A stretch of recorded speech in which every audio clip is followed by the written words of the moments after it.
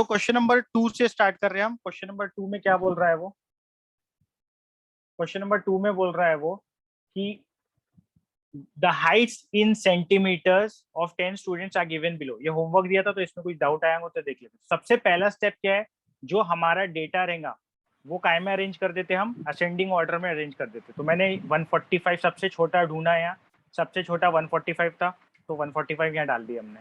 उससे बड़ा 148 था वो डाल दिया, 151 152 ऐसा कर करके हमने पूरा क्या ले लिए, ठीक है, पूरा अपन ने उसको असेंडिंग ऑर्डर में अरेंज कर लिए। ठीक है, यहाँ तक क्लियर है? हमने क्या करे, पूरा असेंडिंग ऑर्डर में अरेंज कर लिए।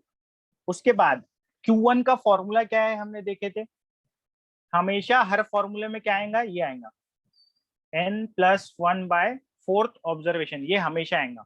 और इससे मल्टीप्लाई क्या होगा, तुम्हारा क्वार्टाइल का नंबर, उससे मल्टीप्लाई क्या होगा, तुम्हारा क्वार्टाइल का नंबर। ठीक है, तो क्वार्टाइल का नंबर क्या है, 1 है, तो 1 इंटू n+1/4 ऑब्जर्वेशन की value, this will be our Q1। ठीक है, तो नंबर ऑफ ऑब्जर्वेशन कितनी है तुम्हारी, 10 है। 1 2 3 4 5 6 7 8 9 10, 10 वैल्यू है ना। तो क्या करेंगे, n की जगह डाल देंगे 10 + 1 डिवाइडेड बाय 4। अब जब हम ये 10 + 1 कर रहे तो 11 आ रहा है, 11 को 4 से डिवाइड करोगे तुम तो कितना आएगा, 2.75 आएगा। तो अब वैल्यू ऑफ 2.75 ऑब्जर्वेशन कैसे लेंगे, ये तो क्या हो गया, 1 2 3 4th अगर ऑब्जर्वेशन रहता तो ये ले लेते, थर्ड ऑब्जर्वेशन रहता तो ये ले लेते। लेकिन उस यहाँ पर तो अपना क्या आ गया, वैल्यू ऑफ 2.75 ऑब्जर्वेशन। ऐसे केस में जब डेसिमल में आंसर आ जाए, value of some decimal observation, तो हम क्या करते, देखो जो भी डेसिमल आया, जैसे कि यहाँ क्या आया 2.75, ये आया यहाँ पर, तो हम ये 2.75 को ब्रेक करेंगे। 2.75 का इंटीग्रल पार्ट क्या है भाई, बोलो क्या है इंटीग्रल पार्ट 2.75 का, बोलो जल्दी फटाफट। इंटीग्रल पार्ट बोलो तो जो पूरा का पूरा पार्ट रहे, क्या है बोलो ना, 2 है इंटीग्रल पार्ट। तो हम लिखते वैल्यू ऑफ इंटीग्रल पार्ट, मतलब वैल्यू ऑफ यहाँ क्या है 2 है, तो वैल्यू ऑफ सेकेंड ऑब्जर्वेशन। उसके बाद जो डेसिमल पार्ट रहता है वो क्या है, 0.75 है, तो फिर लिखते प्लस वो डेसिमल पार्ट लिखते। ठीक है, 0.75 लिखते, जो भी डेसिमल पार्ट रहेगा। यहाँ पर हमारे क्वेश्चन में 0.75 आया तो 0.75। उसके बाद वैल्यू ऑफ सेकेंड ऑब्जर्वेशन लिखे जो तुम्हारा इंटीग्रल पार्ट है, प्लस 0.75 करे, और ये 0.75 को हम करते हैं मल्टीप्लाई। काय से मल्टीप्लाई करते, डिफरेंस से। काय के डिफरेंस से मल्टीप्लाई करते, ये जो भी आपका 2.75 आया नंबर लाइन पे, 2.75 समझो यहाँ है, तो उसके आगे क्या रहेगा, 3 रहेगा, उसके पीछे इंटीजर क्या रहेगा, 2 रहेगा। समझ गए, 2.75 के पीछे इंटीजर क्या रहेगा, 2 रहेगा, 2.75 के आगे इंटीजर क्या रहेगा, 3 रहेगा।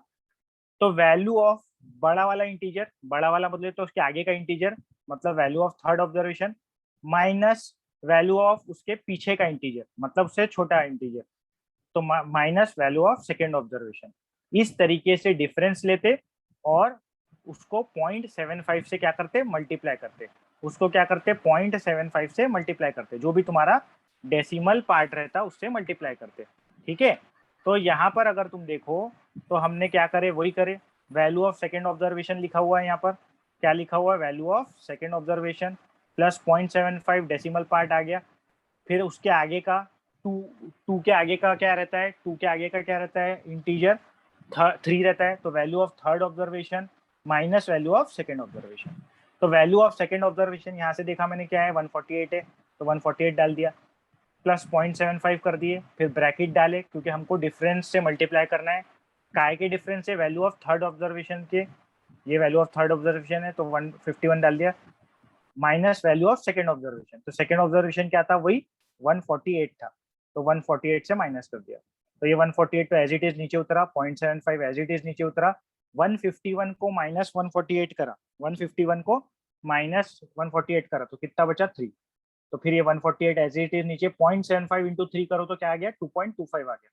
तो ये 148 को ऐड कर दिए 2.25, तो कितना आ गया अपना 150.25। तो इस तरीके से क्या निकल गया हमारा, इस तरीके से हमारा निकल गया Q1 फर्स्ट क्वार्टाइल। और क्या निकल गया फर्स्ट क्वार्टाइल हमारा, क्या निकल गया फर्स्ट क्वार्टाइल हमारा, बोलो क्या निकला फर्स्ट क्वार्टाइल? 150.25। हाँ, तो ये तरीका है डेसिमल वाले निकालने का।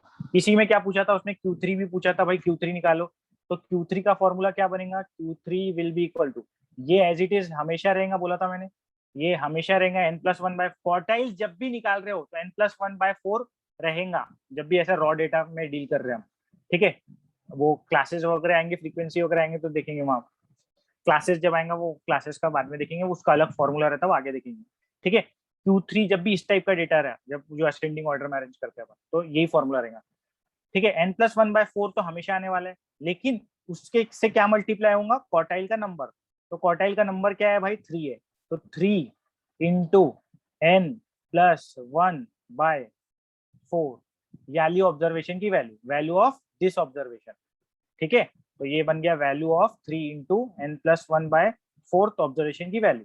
तो n की वैल्यू कितनी थी हमने देखे थे, 10 थी, तो यहाँ पर 3 ब्रैकेट में हमने डाले 10, 10+1 10+1 डिवाइडेड बाय 4, ठीक है। तो ये आ जाएगा 3, ये हो गया 11, 10+1 कितना हो गया 11, तो इंटू 11/4, ठीक है। तो 11 3 जा कितना होता, 33 होता, ठीक है। तो ये आ जाएगा 33/4, और 33 को 4 से अगर तुमने डिवाइड कर दिए तो कितना आएगा, 8 पूरे पूरे 8 जाएंगे, 32 32, और 1 बचा, तो 1 4 का क्या है 0.25 है, तो 8.25 आ जाएगा, ठीक है।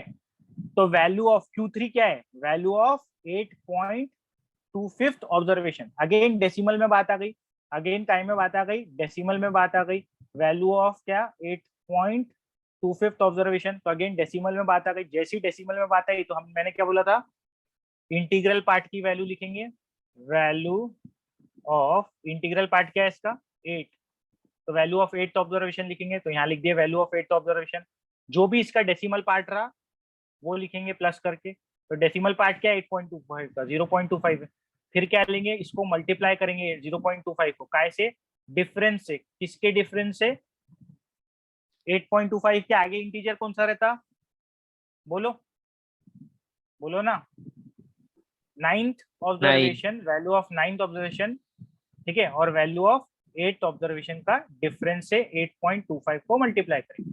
तो वैल्यू ऑफ 8th ऑब्जर्वेशन अगर मैंने देखा यहाँ पर जाके 1 2 3 4 5 6 7, कहाँ पर पहुंच रहा हूँ मैं, एक मिनट, 1 2 3 4 5 6 7 8, 8वां है ना, तो यहाँ 163 पे पहुंच रहा, 163 पे पहुंच रहा, तो वैल्यू ऑफ 8th ऑब्जर्वेशन आ गई 163, उसमें ऐड कर दो ये 0.25 इंटू 9th ऑब्जर्वेशन और 8th ऑब्जर्वेशन का डिफरेंस, 0.25 इंटू 9th ऑब्जर्वेशन कौन सी है भाई बताओ, 171, बताओ कौन सी है, 171 है, ये 8वें तक, ये 8वीं थी तो ये 9वीं रहेंगी, 171 माइनस 8th ऑब्जर्वेशन, तो यही लिखे थे अपन ने 163, तो 163 से मल्टीप्लाई, ठीक है।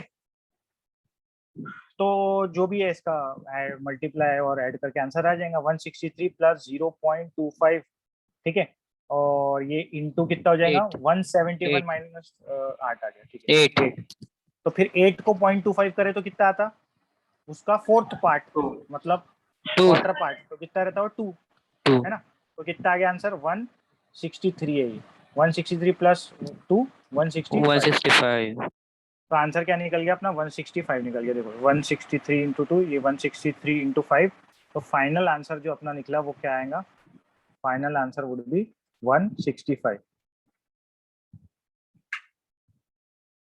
कौन सा आंसर है ये, Q3 निकाला मैंने, क्या निकाला थर्ड क्वार्टाइल, तो ये आ गया आंसर 165, ठीक है।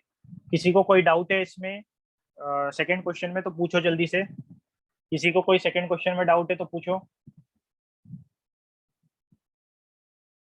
देखो थर्ड क्वेश्चन क्या बोल रहा, monthly consumption of electricity in units, ये देखो ये क्वेश्चन है, ठीक है, monthly consumption of electricity in units of families in a certain locality is given below, in a certain locality is given below, ये दिया हुआ है मंथली कंजम्पशन, ये क्वेश्चन है क्वेश्चन नंबर 3 तुम्हारा एक्सरसाइज का, ये क्या दिया हुआ है मंथली कंजम्पशन ऑफ इलेक्ट्रिसिटी दिया हुआ है हमको, ठीक है, इन अ सर्टेन लोकेलिटी, ठीक है, ये इतनी इलेक्ट्रिसिटी ये फैमिलीज कंज्यूम करती है, ये दिया हुआ है। अब हमसे ये पूछा है क्वेश्चन में, find out the consumption of electricity below विच, आगे क्वेश्चन आया नहीं है इसमें, ठीक है, पूछा ये है find the consumption of electricity below which 25% of the families lie, below which 25% of the families lie. एक मिनट ला लेता हूँ क्वेश्चन, ठीक है। तो कैलकुलेट इलेक्ट्रिसिटी, देखो आगे आगे क्वेश्चन, अब calculate electricity consumption in units below which 25% of the 25% of the families lie. हमको इलेक्ट्रिसिटी कंजम्पशन निकालना है below which, very important statement हमारा क्वेश्चन में क्या है, below which 25% of the families lie. This is the most important question, important statement in our question. सबसे important line है, हमको क्या निकालना है, electricity consumption in units below which 25% of the families लाए। तो मेरे को बताओ जल्दी से भाई, ये below which 25% of the families लाए निकालना है, मतलब क्या निकालना है यहाँ, यही एक प्रॉब्लम रहती है। आंसर अगर लिखा हुआ रहे ना तो तुम्हारे को दिमाग चलाने का, पूछने का मेरा मतलब नहीं होता। अब मेरे को सिर्फ क्वेश्चन पहले दिखाना पड़ेगा, फिर आंसर दिखाना पड़ेगा। हाँ, below which 25% of the family लाए, तो क्या निकालने बोल रहा हो क्वेश्चन में अपने को, बोलो क्या निकालने बोल रहा सब, बोलो क्वार्टाइल 1। क्वार्टाइल 1, क्यों ऐसा बोल रहा हो क्वार्टाइल 1, कैसे पता चला हमको क्वार्टाइल 1 है करके, क्योंकि 25% से कम बोला है ना सर। हाँ तो बिलो बिलो बोला है। देखो क्वार्टाइल्स कैसे थे, Q1 Q2 Q3, ये आपके सर 3 100 के क्वार्टाइल थे। 4 पार्ट्स जैसे 25 होते हैं, इसलिए क्वार्टाइल 1।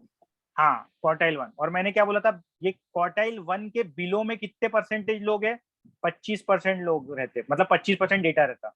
अबव में कितना रहता Q1 के, बोलो अबव में कितना रहता Q1 के, 75%।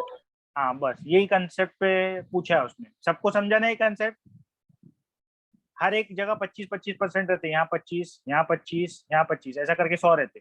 तो Q1 के नीचे में बिलो में 25, अबव में 75, 25 25 25 75 हो गया, इस तरीके से है वो, ठीक है। तो आई होप सबको समझ गया, तो कोई डाउट नहीं पूछा, तो मैं एज्यूम कर रहा हूँ कि तुमको ये समझ गया। Below which 25% of the family lie बोला उसने, मतलब Q1 निकालना है, ठीक है। तो Q1 निकालना है, यहाँ पर हमको पता चल गया। तो ये डेटा दिया हुआ था हमको, तो ये डेटा को सबसे पहले क्या करेंगे, हम असेंडिंग ऑर्डर में अरेंज कर लेंगे, ठीक है। तो मंथली कंजम्पशन ऑफ तुम्हारा जो है, monthly consumption of electricity in units can be arrange in ascending order as follows. हम क्या कर रहे हैं, इसको असेंडिंग ऑर्डर में अरेंज कर ले रहे हैं। तो असेंडिंग ऑर्डर बोले तो सबसे छोटा पहले, तो सबसे छोटा इसमें से 172 है, उसके बाद 188 है, ठीक है, उसके बाद 190 है, फिर उसके बाद 194 है, 190 के बाद क्या है, 194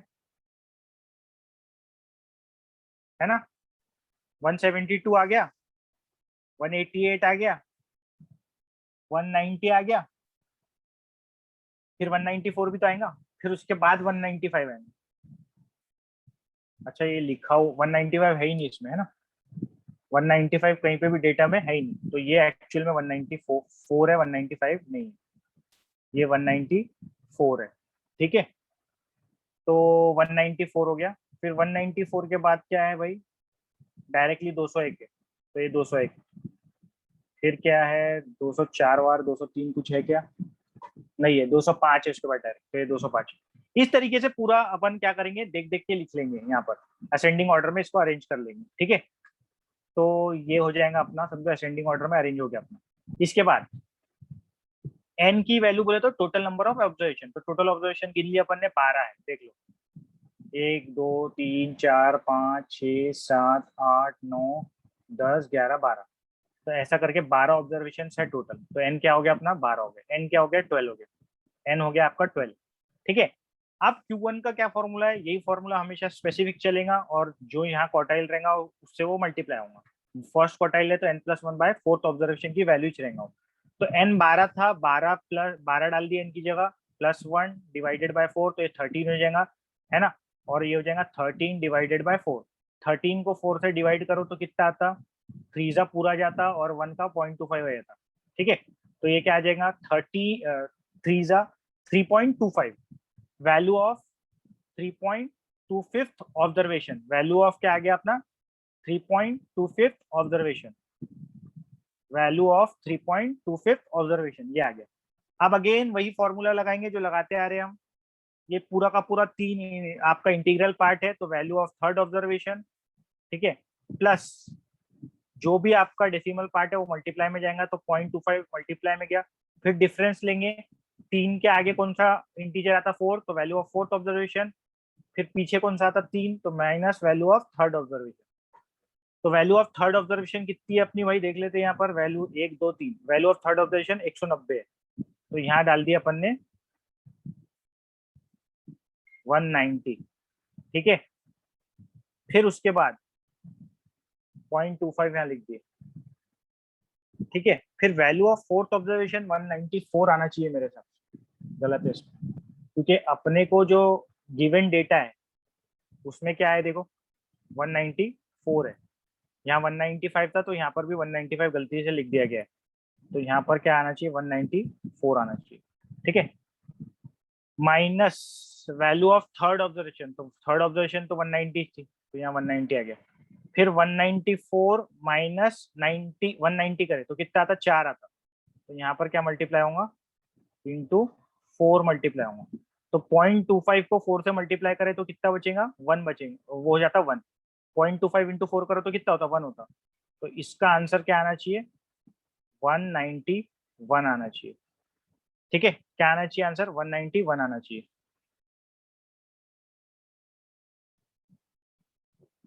एक मिनट, क्या डाउट है, कहां पर 0.25 कैसे आया, कहां पर 0.25, ये यहाँ पर, फिर डिवाइड करके 3.25 कैसे आया, ये आया ना, वैल्यू ऑफ, फॉर्मूला क्या है इसके पहले भी तो करे, फॉर्मूला क्या है value of n+1 by fourth observation, तो ये क्या हो जाएगा n कितना है 12, तो 12 प्लस 1 फॉर्मूला डिवाइडेड बाय 4, तो ये क्या होता 13/4, अब तुम 13/4 को डिवाइड करो तो आएगा ही ना 3.25, ये 4 3 12, कितना बचा 1, पॉइंट डाले तो 10, 2 8, फिर 2 बचा, फिर 0 लिए 1, ठीक है, फिर 5 तो ये 20 हो जाएगा, 0 0, तो 3.25 आया, समझ गए क्या, 3.25 का नॉर्मल डिवीजन है भाई 4 से, क्या बोल रहे हो, तेरे को 13/4 का डिवीजन नहीं आया क्या, ये पूछ रहा था क्या, डेसिमल में इशू है क्या डिवीजन में, ये और कुछ यहाँ फॉर्मूले में कुछ डालना वालना है, अच्छा कंफ्यूज हो गया था, ठीक है चलो हो जाता है कभी, ठीक है। तो ये आ गया अपना 13/4 का डिवीजन, ठीक है, तो ये पॉइंट, तो 191 आंसर आना चाहिए इसका, Q1 के की वैल्यू क्या आनी चाहिए 194, therefore the consumption of electricity, answer लिखेंगे below which 25% of the family lies is 191, ठीक है। एक बार इसका बुक में पीछे आंसर देख क्या है, ठीक है, तो ये बराबर है अपना आंसर 191, तो ये करेक्ट कर दिया हो मैंने, देख लेना। अब नेक्स्ट क्वेश्चन, फोर्थ क्वेश्चन में क्या बोल रहा है वो, calculate for the following data of daily expenditure of families दिया हुआ है, क्या दिया हुआ है डेली एक्सपेंडिचर ऑफ फैमिलीज, कितना खर्चा हर एक फैमिली करती है एक दिन में डेली, ठीक है, इन रुपीज दिया हुआ है। Compute the expenditure below which 75%, very important, below which 75% of the families include their expenditure, very important, below which 75% of the families include their expenditure, ये दिया हुआ है तुम्हारा डेली एक्सपेंडिचर और ये दिया है नंबर ऑफ फैमिलीज, ठीक है। अपने को ये पूछा है below which 75% of the families include there expenditure, ये निकालो, below which 75% of the families include their expenditure, तो अब मेरे को बताओ Q1 निकालना है, Q2 निकालना है, Q3 Q3 निकालना है, क्या निकालना है? Q3 Q3 निकालना है, बराबर है, Q3 निकालना है, सबको समझा? क्योंकि ये Q1 Q2 Q3 यहाँ आता है Q3। इसके बिलो में कितना परसेंटेज रहता है? 75% रहता है। 5 75%, 5 25 25 25 मिला के 75 बिलो Q3 रहता। तो यहाँ क्या निकालना है ये क्वेश्चन में हमको? ये क्वेश्चन में Q3 Q3 निकालना है। अब थोड़ा अलग क्वेश्चन है ये, यहाँ पर थोड़ा सा फ्रीक्वेंसी इन्वॉल्व है। मतलब फ्रीक्वेंसी इन्वॉल्व है बोले तो पहले रॉ डेटा दे दिया था अपने को, ऐसा दे देता था डायरेक्टली, ऐसा डायरेक्टली उसको असेंडिंग ऑर्डर में अरेंज करना था। अब फ्रीक्वेंसी इन्वॉल्व है। फ्रीक्वेंसी इन द सेंस क्या होता, कोई डेटा कितने बार रिपीट हो रहा तो हम बार बार ना लिखते हुए उसको उसको फ्रीक्वेंसी के टर्म्स में लिख देते कि भैया ये डेटा 10 बार है, 5 बार है, कैसा भी है। जैसे कि अगर ये डेटा रॉ डेटा के फॉर्म में लिखा होता, जैसे प्रीवियस डेटा रॉ डेटा में डील कर रहे थे ना, तो अगर इसको अपने को पहले जैसा लिखना है तो ये एक्चुअली ऐसा है कि 350 350 जो है वो 16 बार रिपीट हुआ है, समझे? तो ऐसा 10 बार लिखना पड़ता था, 350 350 350, ऐसा मतलब 10 बार नहीं 16 बार लिखना पड़ता था। फिर 450 कितने बार लिखना पड़ता था? 19 बार लिखना पड़ता था। तो ये अपने आसानी करने के लिए क्या करते हम, ऐसा टेबल बनाते कि उसको फ्रीक्वेंसी बता देते कि भाई 350 16 फैमिलीज का एक्सपेंडिचर है, 450 19 फैमिली का एक्सपेंडिचर है, 550 24 फैमिली का एक्सपेंडिचर है। इस तरीके से वो डेटा को कन्वर्ट कर देते हैं हम, ठीक है? तो अब जब इसको कन्वर्ट कर देते हैं हम इस तरीके से, तो हमारा प्रोसेस भी थोड़ा सा चेंज होता है। कुछ भी चीज Q1 Q2 Q3 निकालने का या आगे चल के जो भी परसेंटाइल डेसिमल पढ़ेंगे उसका भी थोड़ा सा प्रोसीजर अलग हो जाता है, ठीक है? तो हम क्या करते हैं, टेबल बनाते हैं। टेबल में क्या क्या डालते हैं हम? ऑब्वियसली डेली एक्सपेंडिचर रहेगा, नंबर ऑफ फैमिलीज रहेगा, और एक कॉलम जो रहेगा वो रहेगा LCF, less than cumulative frequency, जिसको क्या बोलते हैं हम? Less than cumulative frequency. क्या पढ़ते हैं इसको? लेस देन क्यूमुलेटिव फ्रीक्वेंसी, जो कि होता है LCF शॉर्ट फॉर्म में, ठीक है? और क्या होता है वो अभी देखते हैं, मतलब कैसे निकालते हैं उसको। इस तरीके से टेबल बनेगा, ठीक है? ये तो हमने एज इट इज क्वेश्चन में से कॉपी करे, डेली एक्सपेंडिचर और नंबर ऑफ फैमिलीज। मैंने क्या बोला था, ये नंबर ऑफ फैमिलीज क्या है? तुम्हारी फ्रीक्वेंसीज होती है। कोई भी चीज कितने बार रिपीट होती है, दैट इज योर फ्रीक्वेंसीज के डेटा कितने बार रिपीट हो रहा। ये 350 वाला डेटा आपका 16 बार रिपीट हो रहा, तो फ्रीक्वेंसी है उसकी कितने बार आया करके वो। तो हम इसमें क्या करते हैं, less than cumulative frequency table बनाते हैं कुछ इस तरीके से। ये पूरा क्वेश्चन से कॉपी, ये पूरा क्वेश्चन से कॉपी। तो भैया ये LCF कैसा आता? एक कॉलम क्या रहेगा, मैंने बोला less than cumulative frequency, LCF भी बोलते हैं इसको, LCF या CF भी बोलते हैं, ऊपर में लेस देन लिखा है तो मतलब LCF ये हो, ठीक है? लेस देन क्यूमुलेटिव फ्रीक्वेंसी, पूरा का पूरा नाम क्या है? Less than cumulative frequency. अब ये लेस देन क्यूमुलेटिव फ्रीक्वेंसी निकलती कैसे है? लेस देन क्यूमुलेटिव फ्रीक्वेंसी निकलती कैसे है? तो देखो, ये पहला ये पहला तो एज इट इज यहाँ पर चले जाता है। पहली फ्रीक्वेंसी एज इट इज यहाँ पर कॉपी कर लेते हैं, ठीक है? 16 यहाँ पर 16 आ गया। अब क्या होता, ये 16 को जो यहाँ पर आई उसको ऐड करते ये 19 से, उसको क्या करते, ऐड करते 19 से, और फिर यहाँ लिख देते, ठीक है? समझ रहा? 16 एज इट इज यहाँ कॉपी कर लो, फिर क्या करो, 16 प्लस ये जो 16 है उसमें ये 19 ऐड करो, फिर यहाँ पर लिख दो। तो 16 प्लस 19 कितना आता? 35 आता। अब ये 35 में 24 ऐड कर दो तो कितना हो जाता? 39 49 59। तो यहाँ पर ये 59 लिख दो। फिर ये 59 में 28 ऐड कर दो, 28 ऐड कर दो। फिर ये 59 में 28 ऐड करे तो कितना था?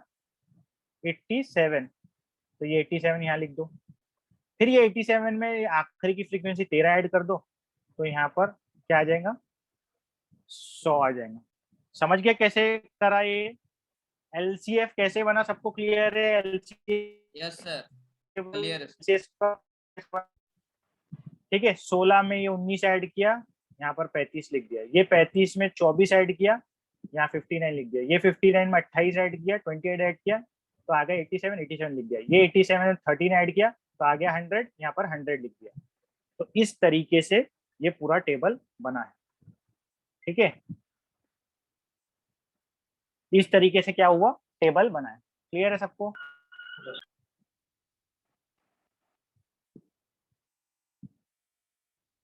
ओके। अब क्या होगा, हाँ ठीक है, ये कैमरा आ गया था तुम लोग का। ठीक है, अब ले ये देख लेते कैसे करेंगे। तो ये आखिरी में ऑब्वियसली क्या आता है, टोटल आता है, टोटल नंबर ऑफ फ्रीक्वेंसी। ये जो आखिरी में मिलता है आपको क्या मिलता है, टोटल, कि कितना नंबर ऑफ फैमिलीज है, कितना आपका डेटा है, ये आपको लास्ट में मिल जाता है। एलसीएफ को ऐड कर दो ना, तो आखिरी में जो मिलता है वो टोटल मिलता है आपको। वो टोटल को हम जनरली नॉर्मल एन से लिखते हैं, उसका मतलब क्या रहता है, टोटल नंबर ऑफ फ्रीक्वेंसी या टोटल नंबर ऑफ ऑब्जर्वेशन। ठीक है, टोटल नंबर ऑफ ऑब्जर्वेशन 100 है, ये पता चल गया हमको, या फ्रीक्वेंसी का समेशन या फ्रीक्वेंसी का एडिशन, टोटल क्या है 100। ठीक है, अब इसके बाद, ठीक है, इसके बाद क्या निकालना क्या था, हमने देख लिए थे क्वेश्चन से, समझ लिए थे हमको Q3 निकालना है करके, क्योंकि below which 75% of the families लाए बोला था, वो Q3 होता, हमको पता चल गया। ठीक है, तो अब वो Q3 कैसे निकालेंगे, देखो वैसे ही फॉर्मूला पूरा सेम लगेगा। ठीक है, value of n+1/4 observation common रहेगा। ठीक है, कैसे मल्टीप्लाई होगा वो, 3 से मल्टीप्लाई होगा। ठीक है, तो 3 इंटू n+1/4। ठीक है, 3 इंटू n+1/4 ऑब्जर्वेशन की वैल्यू। ठीक है, तो n कितना था अपना, n कितना था बोलो जल्दी फटाफट, 100 था, तो 3 इंटू n कितना था 100, 100 प्लस 1 डिवाइडेड बाय 4 है ना, तो ये आ जाएगा 3 इंटू 101 डिवाइडेड बाय 4।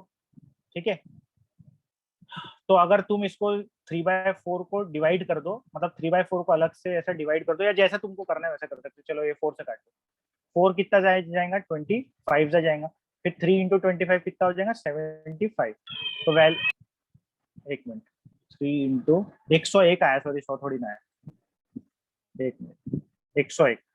ठीक है, तो 3 इंटू 101, 100 प्लस 1 कितना हो गया 101 हो गया, डिवाइडेड बाय 4।